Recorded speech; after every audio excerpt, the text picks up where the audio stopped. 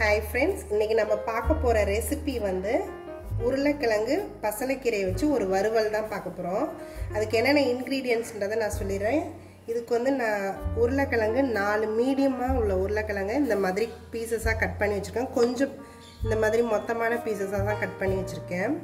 பசலைக்கீரை எடுத்திருக்கேன். இது வந்து கொத்து பசலைன்னு சொல்லுவாங்க இல்லையா, சிலோன் பசலை, கொத்து பசலைன்னு அந்த பசலையை நான் இந்த மாதிரி கட் பண்ணி வச்சிருக்கேன்.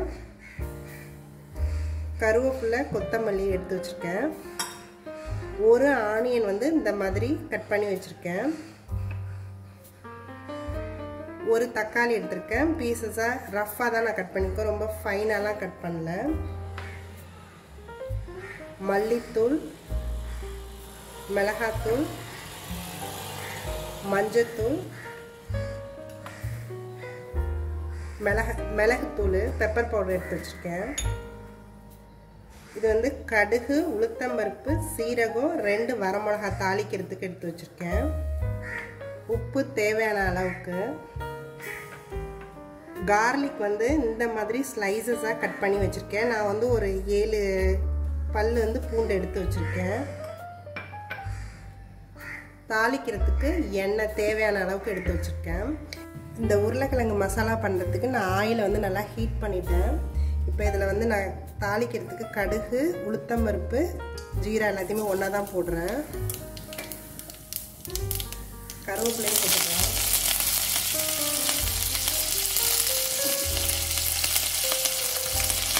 ரெண்டு வரமிளகா போட்டுக்கிறேன். இப்போ இதில் நான் ஆனியன் ஆட் பண்ணிக்கிறேன்.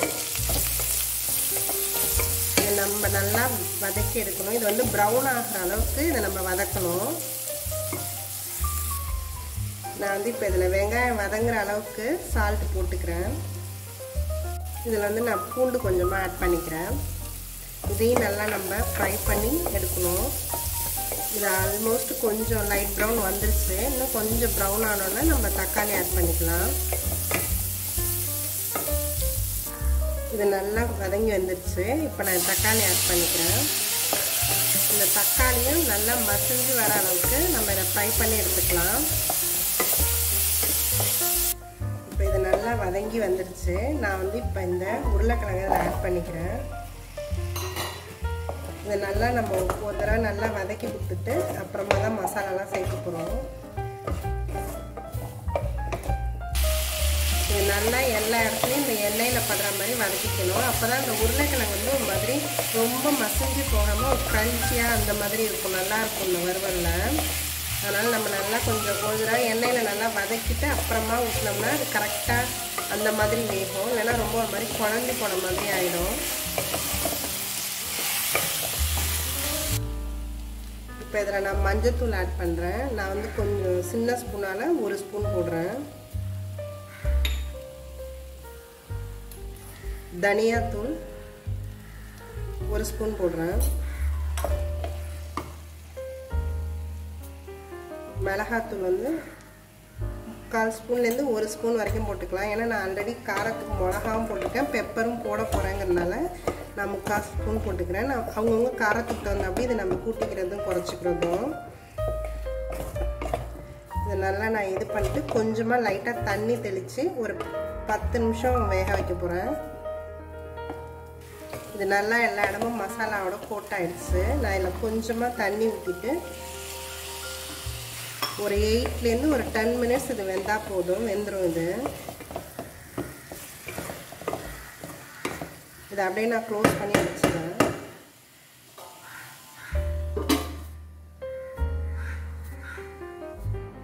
இப்போ இந்த உருளைக்கிழங்கு வெந்துட்டான்னு நம்ம பார்த்துடலாம். இது வந்து 3/4 இது வெந்திருந்தா போதும். ஏன்னா நம்ம இதில் வந்து கீரையும் ஆட் பண்ண போகிறோம்.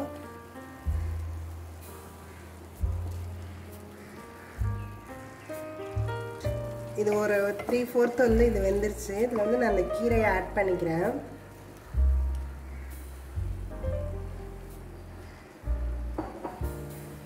இந்த கீரை வந்து உடனே வெந்துடும், அதனால ரொம்ப நேரம் ஆகாது. இப்போ ஒரு 5 மினிட்ஸ்லேயே இது வெந்துடும்.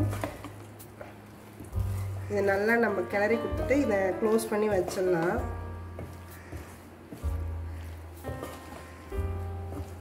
இப்போ இந்த உருளைக்கிழங்கு வெந்துருச்சான்னு பார்த்துடலாம். நல்லா வெந்துருச்சு, கீரையும் நல்லா வெந்து இதாகிடுச்சு. இதை இப்போ வந்து நம்ம நிறுத்திக்கலாம்.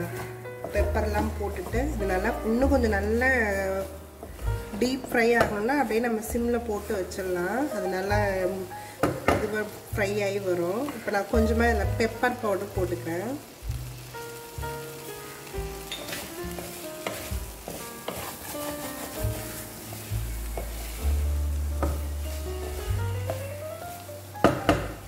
இந்த உருளைக்கிழங்கும் வெந்துருச்சான்னு நம்ம இப்படியே செக் பண்ணிக்கலாம்.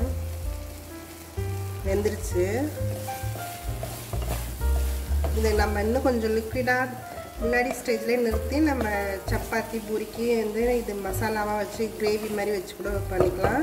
இது 2 தான் நம்ம யூஸ் பண்ணிக்கலாம். கிரேவியாகவும் வச்சுக்கலாம், ஃப்ரை பண்ணி இந்த மாதிரி நல்லா டீப் ஃப்ரை பண்ணி இந்த மாதிரி வச்சுக்கலாம் பண்ணிக்கலாம். இதை நான் இப்போ நிறுத்திடுறேன்.